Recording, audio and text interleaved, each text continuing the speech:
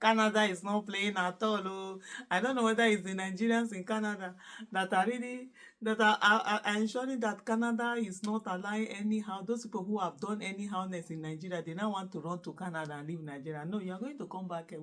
That's a culture. We'll sit down here and feel the consequences of the actions that some of you people took.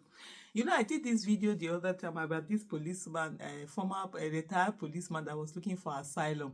And Canada said, nah, you were part of that corrupt institution and all of that, that a lot of extrajudiciary killings and what have you, and then now you want to go to another country where they have done the right thing. If the police in that Canada were doing the things that the police in Nigeria do, would he have a country that he wants to run into?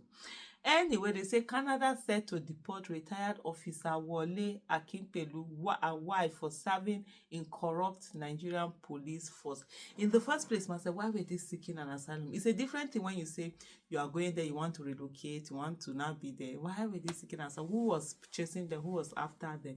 And for me, one of the things I find so annoying is that there's so many people who lie about this asylum thing. They will just paint the country black, just do anyhow, just to be able to get that asylum. There are some people who genuinely have reasons to seek for asylum in other places, but there are a lot of them.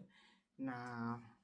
Canadian immigration authorities have denied asylum applications of retired Nigerian police officer Wale Akinpelu and his wife Ajarat Mojirola, citing his past role with the Nigerian police force, an institution known for corruption and human rights abuses, as a key obstacle. And I hope this serves also to other Nigerian security agents in these different security agencies, where they seem to think they are lord unto themselves and they can do anything, kill anyhow, do whatever, nothing's going to happen to them. That there are consequences, and probably before you know what's happening, even the fact that your children will be bearing the consequences of some of the actions that you have taken. And at the end of the day, there must be consequences for bad behavior. Otherwise, people will not stop and they will continue to do that. On January 2nd, Justice Norris of a federal court in Ottawa, Ontario, upheld the decision to reject the couple's refugee status claim. I'm really interested in knowing on what basis were they claiming refugee in the first place. Are they saying they are being persecuted? What is that thing? Okay. The Akinpelus fled Nigeria in 2017, alleging that they were targeted by a criminal gang. According to court documents obtained by People's Gazette, Mrs. Akinpelu first traveled to the US in May 2017, followed by her husband in October 2017 after he resigned from his position with the Nigerian Police Service. In 2018, the couple moved to Canada, where they applied for refugee protection, claiming fear of persecution and attacks by a criminal gang. During the asylum process, the couple admitted that Mr. Akinpelu's former colleagues in the Nigerian police harbored grudges against him. This revelation prompted Canada immigration officials to suspend his asylum request. His application was ultimately denied on grounds of violating human or international rights due to his previous employment. A judicial review upheld the decision. It was just get to see it, and they say is it that maybe he's part of those who are doing the right thing, and then his other colleagues are angry at him? Is that the angle they are coming at, or whatever it is? But at the end of the day, even when people are working in organizations, you can't say that because you are working somewhere they are telling you to go and do the wrong thing, you go out and do the wrong thing and say, oh, it's just a job, I can't do something. You can't do something, and you took the responsibility to go and do all those things. All that killings that they do, killing protesters and all of that, they think that the world is not watching. The world is not a global village, and those things people are watching. The authorities separated the couple's asylum application, allowing Mrs. Akinpelu's case to proceed while suspending her husband's request. However, the Refugee Protection Division (RPD) rejected her asylum claim in March 2019, citing inconsistencies in her statement. She appealed the decision, and the Refugee Appeal Division ordered a new hearing. Despite the appeal, the RPD once again denied her asylum in February 2023, concluded that she was neither a convention refugee nor a person in need of protection, as her claims lacked credibility. And this is what I said earlier on. And unfortunately, a lot of people who just do this, and sometimes they just they just use all sorts of brushes or all manner of things. And there are even some that fuel crisis in certain places just to be able to say that, oh, they need asylum because they want to get to these places, over there. It's just crazy. And then in a way, they now end up blocking the road for people who actually need asylum, who are actually persecuted in their places, and all of that.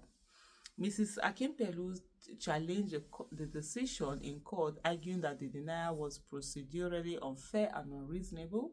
Justice Norris dismissed her challenge, noting that her case heavily relied on evidence provided by her husband, which was found to be inconsistent and unreliable. So it's her husband who is saying that she's also, I'm just wondering which criminal, Nigeria police, criminals they buy anyhow. The RPD determined that Mrs. Akinpelu had submitted fraudulent documents to support her asylum request and that her narrative largely mirrored her husband's, which was deemed not credible. The RPD further noted that her testimony was inconsistent and that she failed to provide convincing evidence to support claims that her father-in-law, her father's first wife, and his daughter were killed in an attack. Oh. So, to provide evidence on that. When questioned about discrepancies, Mrs. Akinpelu offered vague explanations, attributing the inconsistencies to her husband's handling of the evidence. The RPD also observed that she showed little willingness to seek clarification from her husband, leading officials to conclude that further questioning would be futile. As a result, Justice Norris dismissed her request for judicial review, paving the way for the initiation of deportation procedure. Because if you're saying that your father-in-law, his wife, his daughter were killed, I mean, it's a consistent story. Anywhere you go, if it happened, it happened.